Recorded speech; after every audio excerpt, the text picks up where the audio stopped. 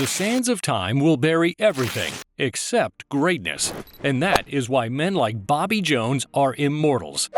Jones's style and dominance will forever defy description. But in this video, we'll try our best to paint a picture of Bobby's ridiculous mastery of the game of golf. Bobby's golf was a beauty born on a lake. Looking at the adult pictures of Bobby Jones, born Robert Tyre Jones Jr. in 1902, you could hardly tell the health struggles he overcame as a child. For example, he had to wait till he was 5 years old before he could eat solid food, and later in his life, he would show this tenacity on and off the golf course. Jones's father, Robert Prometheus Jones, started Bobby's golf journey when he joined the Atlanta Athletic Club in 1908. The club owned the East Lake Country Club in Atlanta, Georgia, where the Joneses would spend their summers and Bobby would discover and develop his talent for golf. But while 6-year-old Bobby Jones was learning golf with clubs with sawed-off shafts, golf was fiercely dominated by the lads from Britain. So the US, which was still learning the sport, needed a champion, and it needed him fast. And its champion-to-be soon progressed from the family's lawn to the course, where he proved to be a genius. Even as a kid, Bobby had the intelligence to closely shadow the club pro, Stuart Maiden, and learn everything the older man knew. He won the club's inaugural junior championship at age 9. Then he posted some insane scores before his teenage years. Over 18 holes, he'd shot 90 at 10, 80 at 11, and 70 at 12. Let's face it, very few golfers will hit par before hitting puberty as Bobby Jones did. Talking about puberty, the winner of the first Georgia State Amateur Championship was none other than 14-year-old Bobby Jones. As a result, the press touted him as America's finest prospect going into the 1916 U.S. Amateur. Expectedly, he didn't win the major tournament at 14, maybe because that would have made his story sound more fictional than it already does. However, his failure didn't stop the press from carrying Bobby's name across the U.S. and beyond, and this piled enormous expectations on the shoulders of the young man. A rough patch on the road. While the media was wailing, Bobby's hormones were raging, and golf was forever frustrating. So the sight of a hot-headed Bobby Jones throwing his clubs and acting out after poor shots soon became a regular scene at tournaments. Just imagine a young Tyrrell Hatton in black and white. Bobby was a chronic perfectionist, and his game suffered under the heavy weight of promise, which worsened his temper and made him miserable. Between 1916 and 1923, he could only manage victories from a few regional events, and this was a paltry return on everyone's investment in his golf career. At the height of his tantrums, he went to St. Andrews for his first Open Championship in 1921. And in the third round, he wasn't finding any beginner's luck. Instead, his ball found a bunker on the 11th hole, and the fourth shot he played to escape that bunker would be the last stroke for him. In a fit of fury, Jones picked up his ball and quit the Open. In effect, he'd torn his scorecard and disqualified himself. He would later call this event the most inglorious failure of his golfing life. But this dramatic first act only made what happened after incredible to everyone who either saw it or heard about it. Keep in mind that in the middle of all this, Bobby was also in school. He enrolled at Georgia Tech in 1918, where he studied mechanical engineering until his graduation in 1922. This meant he could only play for 3 months in the year, and within this period, he took 2-week voyages to Britain where he played in the British Amateur and British Open. The Purple Patch years. The caterpillar becomes a butterfly. By age 21, Bobby had spent all of his adolescent temper and somehow cultivated a gentler spirit. This maturity would change his career and golf history as Jones began to win. His first big win came in 1923 at the U.S. Open. He would win most of his later victories relatively easily, but not this one. He held a 3-shot lead toward the final hole until bogeys on 16 and 17 and a double bogey on 18 threw the game open. When asked about the nervous ending that led to an 18-hole playoff with Bobby Cruikshank, Jones said, "I didn't finish like a champion. I finished like a yellow dog." But the dog that played the extra 18 holes was a different breed. It was a hungry, red dog that thrived in the battle at the Inwood Country Club in New York. Cruikshank was no pushover himself and didn't let up until the final hole.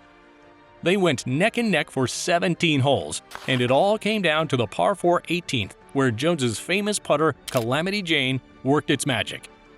Bobby's next stop was the Merion Cricket Club, where he won the 1924 U.S. Amateur.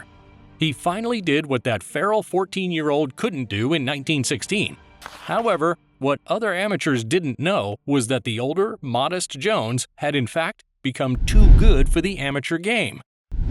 That year, he was winning outside golf too. He married Mary Rice Malone and gotten his degree in English literature from Harvard University. And just in case there was any doubt about who was the best amateur in the U.S., Jones defended his U.S. amateur title successfully at the Oakmont Country Club in 1925. From Harvard, he went to Emory Law School to follow in his father's footsteps, and his commitment to academics was a sign that Jones had no desire for a pro career. In 1926, he confidently took his game across the pond again, this time as a focused, cool-headed man. And when the tournament ended at Royal Lytham in St. Anne's, Jones was clutching his first claret jug. He returned to the U.S. with his trophy and received a hero's welcome at his first ticker tape parade in New York City. The win further solidified his reputation as the scariest amateur in the world. By then, golf had become a largely professional sport, and amateurs weren't expected to win either of the Opens. But Jones did. In fact, when he won the British Open, no other amateur had lifted the jug for 29 years since Harold Hilton's 1897 win. And if Jones had any more demons, he executed the last ones at the Old Course at St. Andrews in 1927. He was the prodigal son on his return to the home of golf, and he left as a champion, winning his second British Open by 6 strokes. He supported that win with a customary U.S. amateur victory when he returned to the U.S. Then in 1928, after only 3 semesters at Emory, Jones passed the bar exam and began practicing law at his father's firm. By this time, he'd had 2 children and won every major tournament an amateur could win, except the British Amateur. But Jones was an overachiever who would add the 1928 U.S. Amateur and 1929 U.S. Opens to his collection. Grandmaster Bobby Jones. It's crazy to think at this point Jones hadn't peaked yet. He was already the most successful golfer of his generation, but his next move would dwarf all of his past achievements. 1930 was Jones's Everest. Nobody, you heard that right, no golfer on earth could beat Bobby Jones in 1930. It was the year he became golf's first undisputed champion. In those days, the Grand Slam was the quartet of the British Amateur, the British Open, the U.S. Amateur, and the U.S. Open. And no golfer had ever won them all, let alone won them all in a single season. When Jones commenced his onslaught, he started with the most elusive of them all. He wasn't a stranger at St. Andrews, but he was on his 3rd attempt to win the British Amateur.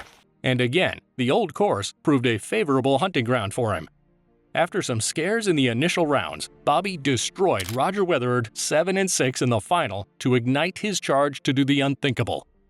The wild crowd that witnessed Bobby's masterclass at St. Andrews trooped to Royal Liverpool, where he won his 3rd claret jug by 2 shots. John Ball was the last golfer to do the English double, and he told Jones after watching his performance, "You play a game with which I am not familiar." If his first ticker tape parade was huge, the next one was the greatest any golfer ever received. It was a chaotic celebration of genius and conquest. Still, Jones didn't lose his ambition in the fanfare, and even the heat of the Interlochen Country Club in Minneapolis couldn't stop him from winning the 1930 U.S. Open. Very much like Indiana, Bobby Jones was on an incredible hunt at the 1930 U.S. Amateur, except Bobby was in familiar territory at Merion Cricket Club. He made it look super easy with one of the most dominant displays in the history of the event. After his last shot, Jones needed 50 Marines to protect him from the excited 18,000 fans who wanted to touch him to confirm if he was a man or demigod. Surely you would understand why someone might have fainted as the ball dropped into the last hole. One man had just won his 13th major title in his 31st major tournament, and he'd won all of them in 8 years while reading books. As true as they are, those numbers will never make sense. Bye-bye, Bobby.